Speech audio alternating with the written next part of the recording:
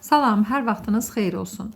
Hədəf nəşrləri biologiya test toplusundan yosunlar, mamır kimilər, qıcı kimilər və çılpaq toxumlar bölməsindən 30-cu sualın izahını vermək istəyirəm. Sualda deyilir ki, Ulotrixin cinsi çoxalması zamanı əmələ gələn yeni Ulotrix saplarının sayı mayalamada iştirak edən qametlərin sayından 80 ədəd çox olmuşdur. Cinsi çoxalma prosesində iştirak edən qamet, zigot və yeni yosunların saylarının cəmini tapın. Əvvəlcə mən Ulotrixin cinsi çoxalmasını yazım. İki qamçılı qametlər biri ilə birləşir, 2 xromosom dəstinə malik zigot əmələ gəlir. Zigot isə əlverişsiz mühiti keçirdikdən sonra meyoz yolla bölünür, 4 yeni sap əmələ gəlir, yəni fərd əmələ gəlir. Burada diqqət eləsək, əmələ gələn fərdlərin sayı qametlərin sayından 2 ədəd çoxdur.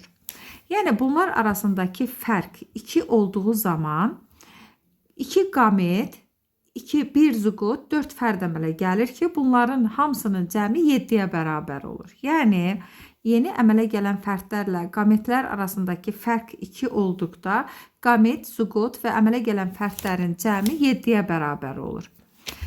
Əgər əmələ gələn fərdlərin sayı qametlərin sayından 80 ədəd çox olarsa, onda x sayda qamet, zigot və yetkin fərdlər əmələ gələ bilər.